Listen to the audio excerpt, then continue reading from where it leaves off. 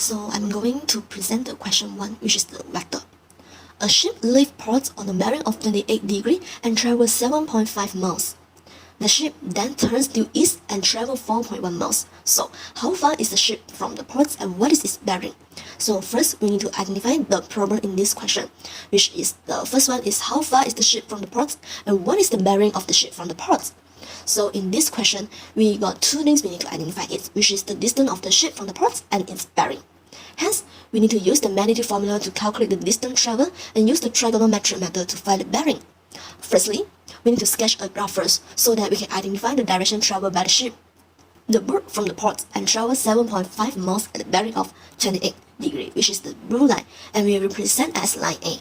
Then the boat continues to travel 4.1 miles to the east, which is the red line, and we represent as the line B. Then the angle between the line A is determined, so it's easier for us to move to the next step. So from the graph, the distance traveled of A and B are given. Thus, the total distance, which is the line C, which is in the purple color line, can be calculated by using the formula below, which is the a squared plus b squared minus 2ab cos theta. So we can find that the total distance of the C is 10.096 miles.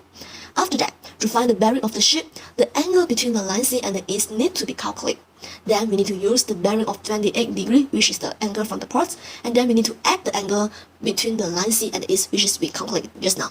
So finally, the bearing of the ship obtained, which is 28 degrees plus 21.012 degrees. Then we can get the total is 49.012 degrees. So finally, the total distance traveled and the bearing of the ship, we found it. So this is the solution for the question 1. Thank you.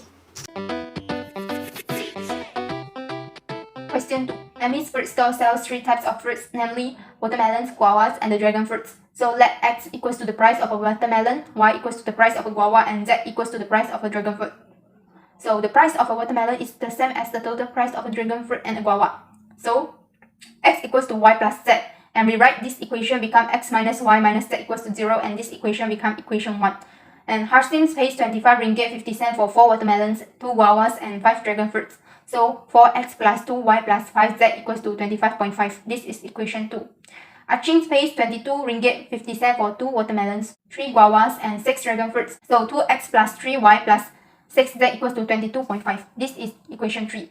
And we're rewriting equation 1, 2, 3 in matrix form. In order to solve this matrix form, we need to find determinant of matrix A first. So we calculate the determinant of matrix A, which is equals to 3 by using the formula. After that, we find the cofactor matrix of A by using the formula, and we transform the cofactor become adjoint, and hence we found the adjoint of A. And we substitute determinant and adjoint of A in the formula, so we get the inverse matrix of A. Multiply equation 4 by inverse matrix, then we get the answer. Let's do the differentiation question.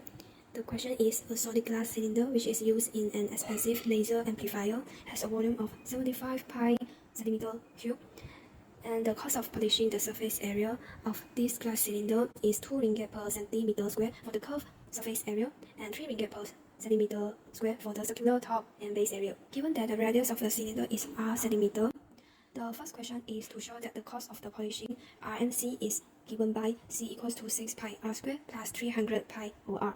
We know that r is the radius of the circular top and h is the height of the cylinder, and 75 pi is given by the equation, and actually this is the volume of the cylinder, and the formula for the volume is pi r square h, and we know the surface area is 2 pi r square plus 2 pi r h.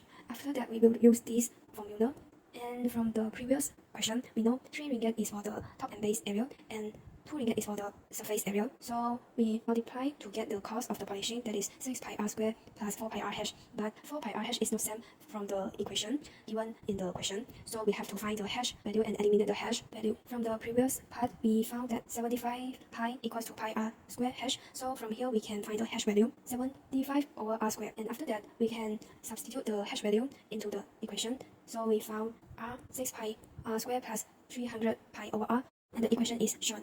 Question 2 is use calculus to find the minimum cost of the polishing and giving your answer to the nearest ringgit.